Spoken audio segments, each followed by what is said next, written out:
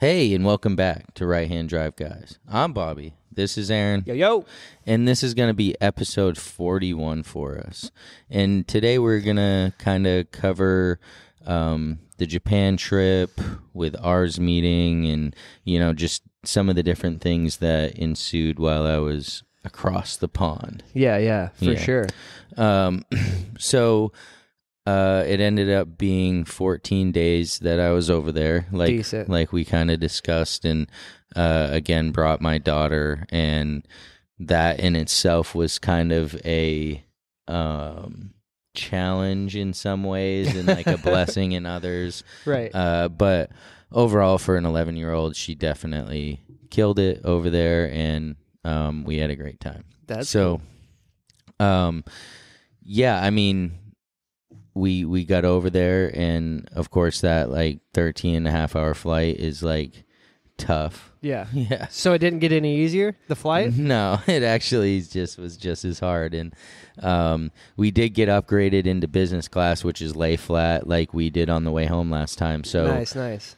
That was cool because she kind of got to see, what the next level is compared to what she's ever experienced. Right. And I definitely wasn't complaining. Yeah, no way, dude. Because like Japan Airlines, when you get upgraded like that, that's like, it is literally next level. It is, yeah. It's like you are like your royalty or something. Yeah. Like you snap your fingers and there's like 3 different platters of food and like all this stuff. Dude. Yeah. The food was crazy. Yeah, right? it was so good. I was like, and it was a good like foreshadowing for her to see like what to expect there for a different type of food, because Right. it is Japanese based. That's what I was about to say, because Japanese Airlines is based out of Japan. Whereas like if you're flying American or United or whatever, I don't think it's like that. No. They don't have bidets in their toilets. Yeah, no. They do on Japan Airlines. Yeah. And like just the small things like that. Yeah, it makes it well worth it. It's like it's preparing you to get there. Right. Yeah, like yeah. And when you got the lay flat and you can sleep 6 of the 13 hours, that's like obviously you get there a little refreshed, even though sleeping on the plane, like when you're going to be dealing with jet lag, definitely tough. Right. But so, I mean, we got there, we headed over to Top Rank where we picked up the Skyline, which was, exciting for me, of course, to get back in the saddle. And, we kind of just headed to our hotel where we were going to be the next morning dropping the car off at Shogun Autosports. Yeah. And so they did a full paint correction and ceramic coating on the car for 2 days so that it would be ready for ours meeting. Decent. Yeah. So because what I thought ours meeting was going to be, and as I'll describe it later, were kind of 2 different things. So I mean, I didn't just do the ceramic coating for ours meeting. I knew that it being stored. Yeah. And then what we experienced with the R34 GTT, as it comes over, it gets left outside at port. It gets, rained on. Right. Yeah. And the paint of the GTT ended up being like almost like sandpaper when it got here. It was crazy. So like rough. It didn't just come right off. Like No. it needed like a full polish again, and like it was decent when it was over there. Like when we saw it at staff. I mean, it definitely did not have all of the water spots and all of that type of thing. It was wild. Yeah, and so I was like, all right, well, might as well have it done in Japan. Hopefully that will put a buffer in between the actual paint and whatever all of this scum is that gets on the car. And yeah, I think it definitely does, because I, like last year before this garage was built, I had to keep my car outside, even though it was covered, just, the wind and dust and all that. Whenever I did bring it out to wash it for the first time, there was like a layer of scum, kind of like there was on the 34. And it took 2 washes, but after that second wash, it was back to its former glory like it was at the end of the season. So I think that stuff is definitely worth the cost. Yeah. And especially if you're trying to protect something, especially being at port and on a boat and at sea. So Yeah, for sure. So in our opinion, the ceramic coating, if you care about the car and it has nice paint, you might as well just suck it up and spend the money. I don't know what your guy charges, but you just spend the money, and then you don't have to worry. And then all the washings after that are mint too. Oh, dude, you know, it's just so easy. Everything so easy. sprays right off. Like, Yeah. yeah, I mean, even like the black stuff on the back bumper, you know, as Yeah. RBs like to get. Yeah, Even that comes off pretty decent if you stay on top of it. Yeah, So. for sure. So yeah, we dropped it off at Shogun, hit the trains. We went to Osaka. Nice. The trains, dude. Yeah, oh yeah. The slap. Yeah, I sent you the video. I taught my daughter how to slap the gates at the train station. Yes, yeah. So we went in, we hit Osaka, we hit Nara, you know, fed the deer. Nice. We went to Universal Studios, which was insanely packed. It was a Thursday, and it was every ride that was worth riding was 180 minutes, which is about 3 hours or more. Holy cow. Yeah, like it was like, dude, I felt bad for my daughter because obviously it was leading up to that, and then we get there and like we're not waiting 3 hours for one ride. Yeah, like, dude, that's like all day. I know. And so that's insane. Super Mario or Super Nintendo World, which was like what she really wanted to go to, like we were like an hour after they opened getting in the gate, and you had to like schedule a time to go into Super Nintendo World. No. Yeah. And the next time, this is at 9:45 a.m. Yeah. The next time is at 8:30 p.m. to be able to go in there. What? Yeah. So all day. yes. So at this point, I was just like, all right, like, I'm sorry, girl, but this place is, the juice is not worth the squeeze right now. We can't. Yeah. We got 14 days. Sure, that's a long time, but to spend, you know, a whole half a day waiting for 2 rides, can't do it. Let's keep it moving. So we kept it moving, and like I said, we went to Nara and then explored Osaka a bit, and you know, had a really cool Airbnb out there. But at this point, it was like kind of time to start making our way back to pick up the car at Shogun on Friday. Yeah. Which we did, and so then we got settled in because it had been a long day of travel.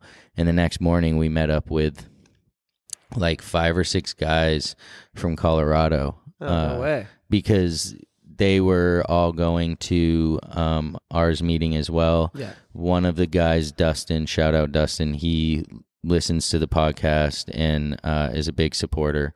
And he was like, hey, we're going to be over here. There's a bunch of us. Why don't you guys meet up with us? Yeah. He also has a daughter that he brought to Japan on his last trip. Oh, no so way. he gave me some suggestions on kind of how to navigate with a child and whatnot. So yeah, that's cool. that was cool. And then also he was sensitive to the fact that I had my daughter with me. So everybody kind of kept it like PG, which was dope. Yeah, that's cool. You know, you get with a group of guys and sometimes the F-bombs and the S-bombs, you know, and all these things start flying. But Yeah. everybody was really cool about it.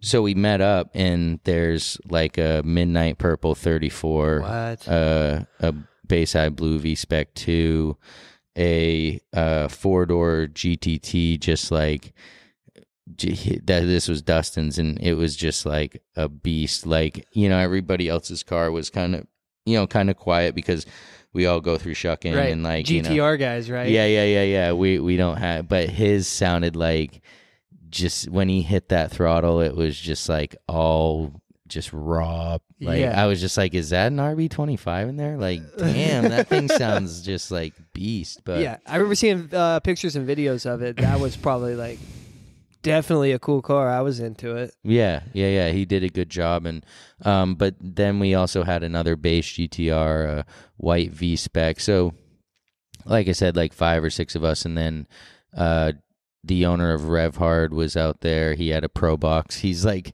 chasing us all down, like, because he, you know, he's the importer guy, right? So all of his money goes to like turning over the cars and like making everybody else's dreams come true. So he's over there working. Yes, he was. Yeah, he was in the rental, and his partner, who is the Japanese side of it, who was there, he had a McLaren. So that was Nice. cool. It just kind of broke up all the GTRs with like a McLaren. Yeah. So we met up and we went to the Nismo Amari factory, which we missed last time. So that was cool to be able to go. And it was like really sick because we got there like right when it opened. And there was like maybe 6 or 7 other people there, but like nobody with GTRs or anything. Yeah. And it was like crazy. Like no one parked in on this whole one side of the building where the famous little Nismo sign is and everything.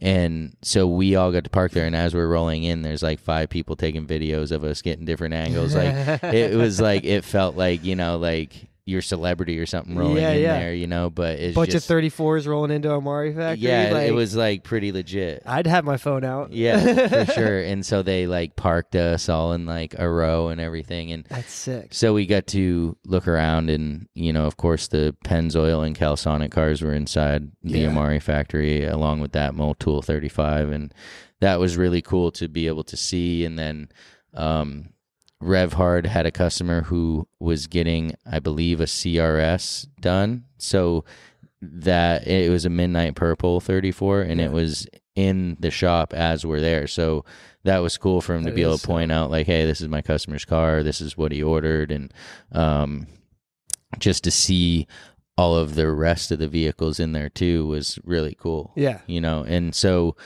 this was the day before the actual meet. So then we cruised over to Fuji, which was like, you know, a couple hours, and we just, you know, took turns ripping and, you know, having some fun, and made it over to the Fuji Speedway Hotel. Yeah. That was like, that thing? That was the coolest. Like, I mean, I've been in like really, really fancy hotels, but like none of them geared towards like, you know, my thing, so to speak.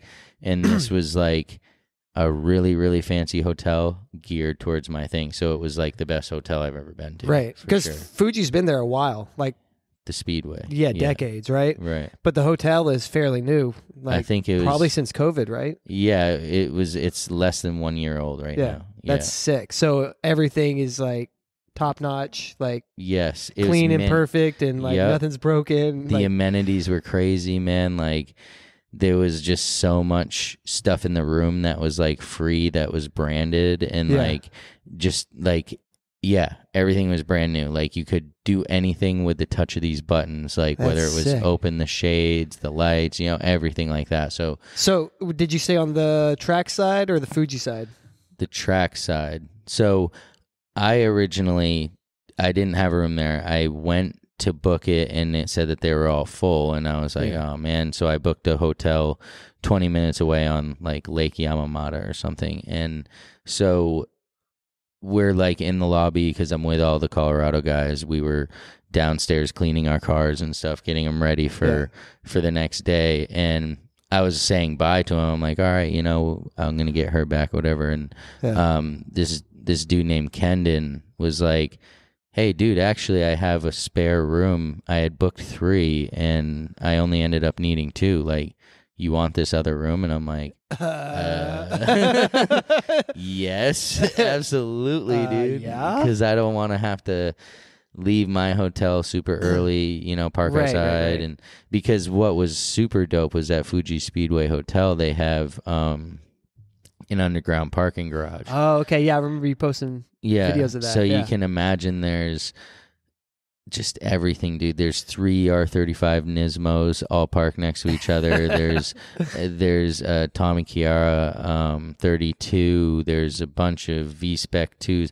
Like, this parking garage has like millions of dollars worth of cars in it, just chilling. Like when I posted pictures, a bunch of people were like, "What meat is that?" Right, whatever. And I'm like, "Nah, dude, that's just the parking garage. Bro, garage. this is the La Quinta." Yeah, this is the La Quinta, man. Yeah, no, this is in Nashville, but no, that's sick though, because obviously everyone that was going to the show with the sickest cars and stuff were staying there, right? Yeah, like obviously. If you could get the room, you were definitely staying there, And the next morning, it made it super convenient to literally drive like 500 feet and be at the gate. Yeah. So we kind of got settled in. Bella and I went down to the museum. The other guys were going to do it the next day. We just went and did our thing, went to the museum. Cool. Yeah, it's 3 floors. They have cars and bikes and pretty much everything, or just cars? Just cars. I didn't really see any bikes, but yeah, I mean, they had all kinds of cool cars. They had the HKS 32 over there. Oh, nice. They had like some really cool Rally Art Evos. They had some JGTC cars. And they may have actually been JGCC, like that original one that the R32 was in. But they were a bunch of really cool cars like that. Some even older, like they had one that Ford built as a race car, like a Model T race car type thing. That's yeah. It was like it was wild, but get that out of here. Yeah, it was really cool for Bella to be able to kind of see like how things progress because they had it from old to new. Yeah, that's super cool.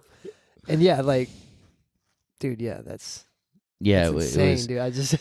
I mean, it wasn't like overly huge. It's like basically like these like circles around an escalator type thing. Like, but there was like a solid 20 something cars there. So that's decent. Yeah, that I was just like, wow, it was cool. They had like a car elevator in there, you know, that like brought the cars up and stuff. I wonder how often they like rotate or if they do that. I think they do because when they first, I saw pictures that somebody posted the other day that were from when it first opened, and there was like quite a few different cars in there. Yeah. So they must come on loan for a certain like period of time that's agreed upon and get swapped out with something else that's coming in next. Right. That's pretty sweet. So at this point, like, it's been a long day. Hit the sack, get ready for the next morning.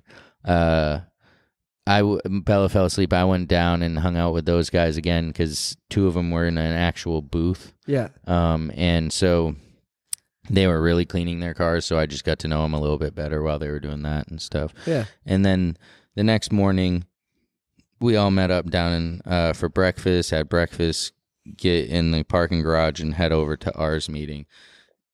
And like I said, I thought like ours meeting was going to be more of a meet. Yeah. Than like a kind of like a show, so to speak, in the sense of I thought like it was kind of going to be a bunch of our cars, right. All in like these big parking lot type things with like maybe vendors like around it or whatever, right. And then there was a special section for like the gallery or whatever they would call it. Yeah. But that wasn't it. Like there was the vendors in the gallery, and that's up in Fuji, like in the center. But the like rest of us were all parked like in these other parking lots with just a bunch of different cars, Right. I mean, there was definitely hundreds of like GTRs and whatever else in the parking lot. So many, it was unbelievable. Like it probably would have taken 6 to 8 hours just to look around all these cars. Holy cow. Like there was 4 huge parking lots just full of them, just full. And then, other cars that like spectators brought kind of mixed in. But right.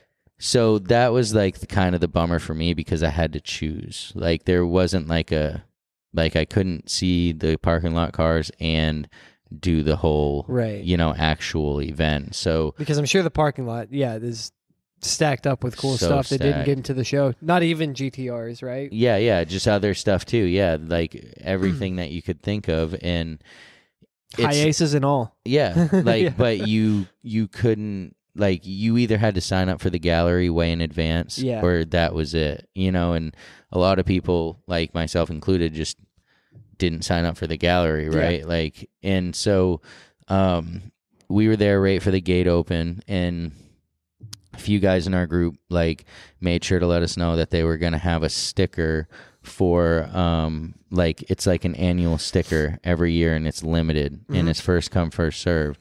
So we went straight to that booth and like got those stickers and made sure that, because I mean that's like commemorative to the experience. So we did that, and then we like trotted around, and there was so much stuff to look at. It was like kind of mind blowing, all of the iconic brands were there, of course. And, Global brought their 400R and Z-Tune, and that was a big draw because that's a Z-Tune and a 400R. I didn't realize the Z-Tunes were like kind of like this, not mysterious, but like they don't know how many they made, right? Right. Or something like that. And they don't know how many got out to actual buyers and right. It's a very small amount. Yeah. And it's like a number that is like, whatever, 20 to 22, it's like right. They really don't know. And a lot of them, not a lot, but a few are off the radar to the point where registries don't even know where they are. Yeah, which is wild. Yeah. And so Z-Tune number 18, which the owner of Global Auto owns, was there. And then I think it was 400R number, I don't know. It was a low number, but he also owns that. So Braden was there running around doing his thing. But yeah, I mean, Top Secret was there. Mines was there. June was there. Yeah. Like so many of these, like Garage Yoshida and Built by Legends was there. They had their two new R34s they just got done. Nice. And then they had an R32 on the rotisserie, which is the first that they created their own color for. Oh, and it's Nara blue. Yeah. And it was a pretty cool blue. It's like a darker blue.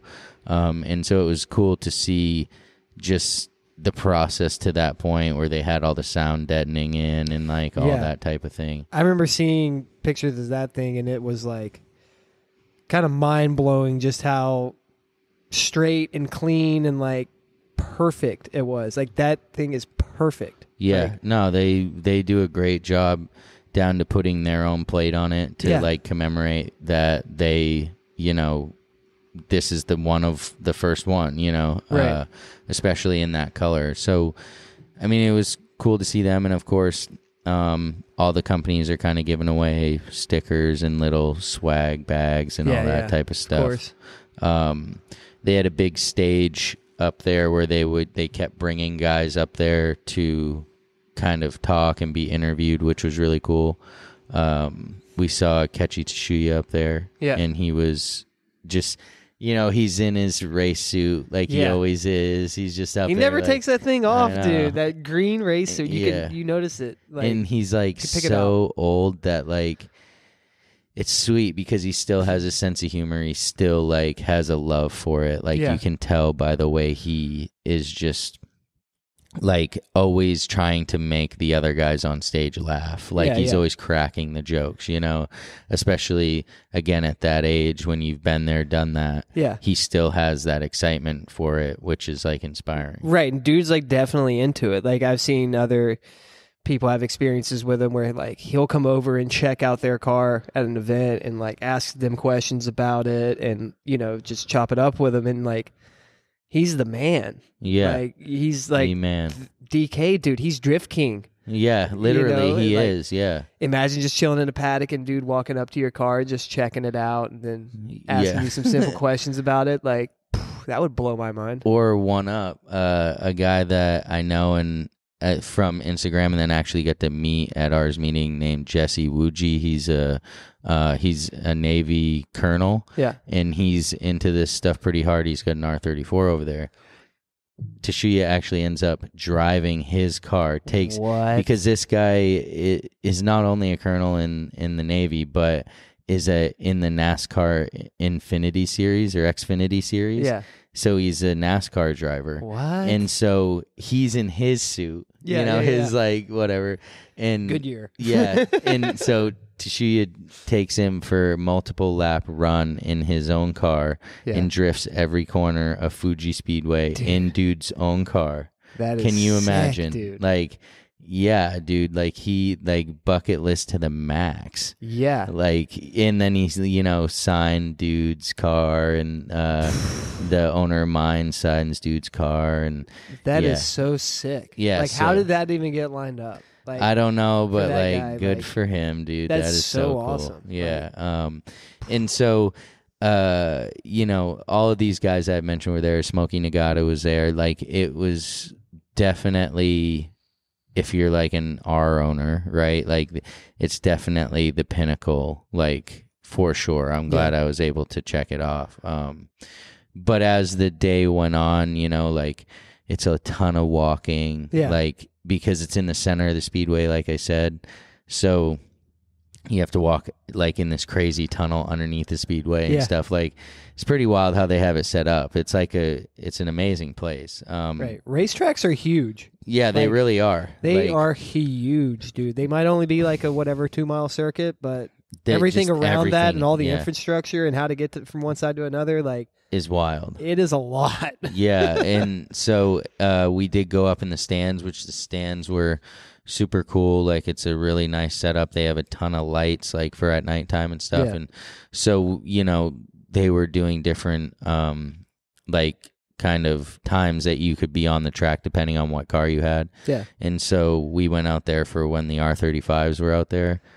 Oh, wow. Holy moly, dude. Hope you had your earplugs. No, I wish we did, because these cars were so loud, dude. Yeah, like, dude. there was just one that when it went by, it like shook the place. And I'm just like, what would it be like in a real race? Like, what's it like when a real race is going on Yeah, here? yeah. Like, with race cars. Like, it Sure, must it's just insane. be crazy. Yeah. So, to be able to experience that, even if it was just kind of for fun, was a cool thing to see. Yeah. But yeah, the day kind of ended, and at this point we separated from the Colorado guys, as we were headed to a different hotel for our plans the next day. But Yeah. we made sure to stop at the gate of Fuji, which I got a little flack for on IG for hard parking in front of Fuji, but Dude. I had to do it. Everyone does that. Yeah, I know. That's the... It's just like and it's another huge. bucket list It's thing. Like, it's like 12 lanes wide or something It crazy really like is. that, Yeah, right? it's Like, sick. there's enough room. Like, Yeah. let the guy get his pick. I know. Does Everyone it. was Everyone doing does it. And yeah, it was. They're just mad they're not there. I know. And it was just like a bucket list thing, right? Like, I have that picture for whatever I would want to do for it, but like, for me personally, it's like, yeah, it's just a memory of like that certain Right. occasion. So yeah, I mean, that was kind of the pinnacle of the trip when it comes to the car stuff. Yeah. We at that point went to Nagano, hit the 98 Nagano Olympics area and checked out some of that stuff. That's pretty dope. I was like 13 when that popped off, so like, it was really kind of a big deal back then because I was into winter sports. Yeah, yeah. So we checked that out and, saw the mountains and everything. And at that point, kind of headed back to Tokyo. We did the Disney thing. Nice. Bella had a blast. And then we met up with Albo for a day. Ah, nice. Gotta love that. And so we were originally going to go to Gunma and do some initial D stuff, but just where we were, it just didn't make sense. So we ended up meeting up in Hakone, and there is a treetop experience there. Yeah. And so we were trying to do something a little different than just driving just cars, because Bella had already been in the car for whatever. Get me out of this thing, right? for like quite a while. So we did the treetop experience, and that was different for me. I'm normally not a huge fan of heights, and these things go like 50 or 60 feet up in the air. Holy cow. Like crazy. Like, it was like you didn't look down, you just focused on what you're doing. But they had the zip lines and a bunch of obstacles while you're up in the trees that you like kind of went over, and it definitely let you know that you hadn't worked out recently. Yeah. Like, for sure. Like, I was like sore the next day. But then we went and we took some Hakone drives. We hit the Toge. He showed me different sides of the Toge than we did last time. Yeah, that's cool. We were able to catch the sunset on the mountain and get some really cool videos and pictures of the car. Yeah. And then we actually got to go back to Albo's house, which was nice. cool. Like, it was a little bit more like, personal. And we hung out with him at his house. He showed us his studio and stuff like that. Yeah, yeah. And then at that point, like, it had been a long day, so we kind of headed out. Time like really flew by that day. It does with Albo. Yeah, it really does. You can pack in a full day for sure. Yeah, and so we headed back to our hotel, and the next day we kind of just took it easy, and then because we knew the following day we were meeting up with Massey. And so if you don't know who Massey is, he's a photographer in Tokyo who has a motorcycle. Well, it used to be a Harley. Now it's a Can-Am. And he has total 4 cameras on the motorcycle. Yeah.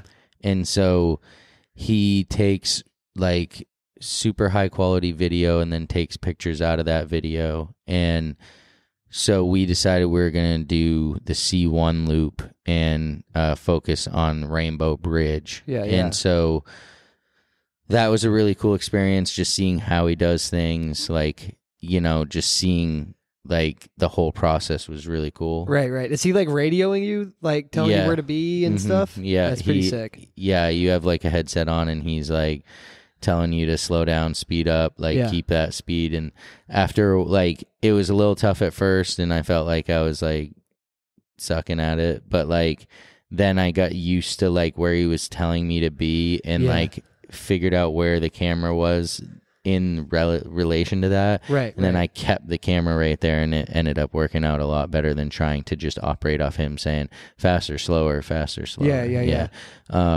But so this is his hobby. He has like a normal, quote unquote, normal job. He just really enjoys doing this. Yeah. And he's shot hundreds of cars and then bikes as well. And so this took about 7 hours. Holy cow, that's all day. Yeah, hundreds of kilometers on the car. Hundreds. Dude. Yeah. Bella was not enthused by the end of it because she's like, dude, he said that this was the last one the last 3 times and we're still doing this. And I'm like, listen, we just need to get these shots because I know it'll be worth it. And you know, he would stop after every loop around C1. We would stop and at the Tatami Plaza and he would show me like last runs pictures. And so when he showed us the pictures, Bella was like, oh wow, that's what we're doing. Like, I see. Okay. I get it. This still sucks, but I get it, you know, right. Type thing. So, that was a really cool day. And so we did that. And then we went out to, Daikoku, which we had also done the night before. Yeah. And, we just, you know, checked out the cars until everything got shut down. Yeah. And then once it did get shut down, we went and found some conveyor belt sushi. Nice. Yeah. Dude. And so how many plates did you put away? 12. I put down 12 nice, plates. Dude, yeah. 12 plates. That's a good number. Yeah. If it didn't feel like a good number after the fact because it was a little too much, you know, but like still cool, like still totally cool. And so, I mean, we did a few other little things. Bella had a friend who she's been friends with over the internet in homeschool for like a year, and they finally got to meet. So one of our days was consumed by them kind of meeting up and running around a mall and like kind of doing their thing. Yeah, that's cool. So that was cool. We hit Daikoku one more time just to see what we could find out there. We met up with Massey there, and he gave me these beautiful prints of that he took. Oh, no way. Already had prints. Oh, yeah. He stayed up the whole night and the whole next day editing all of everything. Cow. I got 120 pictures, like more videos than I can count. That dude is motivated. Yeah, he's a beast. He is a beast, seriously. And he is an extremely cool guy. Like, like very calm, collected, like knows how to work with you. So, he really took care of me, and he gave me 6 prints, and one of them is like huge. I don't even know what the size is, but it's like poster size. Yeah. So it was like really cool to kind of meet back up with him and have him kind of present them to me and be as proud as he was of them, and me to be as excited as I was for them. Yeah. And so, you know, at this point, we're pretty much at the end of the trip. We wanted to make sure we hit Mines and Top Secret. So we went down to Mines, which is kind of in southern, like the south western side of Tokyo. And that was a nice place. It was a little smaller than I thought, but it was like a really nice place, like most of these places are, right? Right. And at that point, there was no way we were going to make it to Top Secret, unfortunately. Yeah, because that's on the north end in Chiba, isn't it? Right. So the exact opposite side. And I still needed This is a crazy thing. A buddy of ours had asked me to find him some MPB, the Japanese baseball hats. Yeah. You cannot find them. Dude, it was crazy how hard I had to look. Because they're sold out or they just don't sell them? It's not a thing. Like, they don't sell. Yeah. Like, I guess it used to be. And then the emergence of, like, U.S. sportswear over there, like, took over. And now pretty much adults don't wear anything but U.S. baseball team hats or don't wear hats. That's strange, dude. Only kids wear the NBP hats. That is so weird. Yes. Because, like, yeah, whenever I was over there, like, you would see everyone with, like, a New York hat or L.A. You go into Don Quixote and they have just, like, stacks of New Era. Yeah. Like, I went to 3 Don Quixotes trying to find them. What? So that is so weird. I know. And they even used to have a store on the front side of the Tokyo Dome that sold all of that stuff, but they got rid of it. Yeah.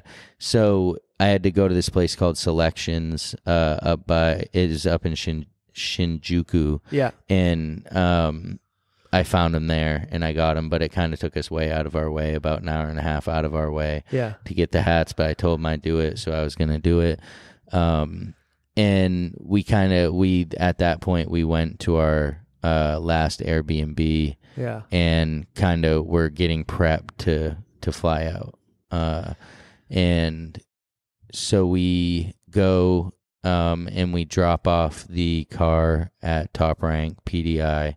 And I got to meet Yaska, who's like the man over there when it comes to GTRs at Top Rank. And he's like, he's been doing GTR stuff for over 20 years. He worked at multiple tuning shops. Like, holy cow, he was very wise. Like, you could tell he was like the man. He knew what was up. And so, I got to chat with them for a solid 45 minutes to an hour, and then instead of going through the whole train debacle that we went through on our last trip, I sucked it up and I just got a taxi because we had collected quite a few souvenirs and just different stuff at that point, and the bag was extremely heavy for Bella. So, you get a little girl out there carrying a heavy bag and it's just like not happening, it's just not happening. So to avoid all that, we just jumped in the taxi, headed Understandable. back. And that kind of concluded our trip. There was obviously some other small things here and there, throughout the trip that were cool, but for the most part, that's how it all went down. And to end it, though, we get off the plane to go through customs. And Bella lost her passport. I'm like, dude, I start freaking out. I'm like, no. Like, this isn't not what we're doing. We need to make it through there. Like, we can't not. Like, we're home. Like, we live here, Right. So, luckily, like, some people saw me kind of, like, rifling through my bag and stuff, and they're like, hey, and they go back on the plane, and it was, like, in this little crevice, and they found it, and we were able to get through no problem. But like, it was like awesome trip, but then right at the end it's like heart drop, like, oh wait, like, I swear this is my kid, I'm not trafficking her. Like, I don't even want to traffic no kid, like, but it's a good lesson learned. Overall, never let her handle her own passport. Got it. But overall, great time. Definitely thankful to be able to do it. And if you got any questions about Japan or getting over there, getting around there, anything like that, I mean, we're not professionals, but we at least got a little experience and maybe save you some hassles that we went through during our trip. And if you haven't checked it out, we got merch. Hit the link in our IG, which is at RHDGUIS. And for episode 41, I'm Bobby. This is Aaron. See ya. Peace.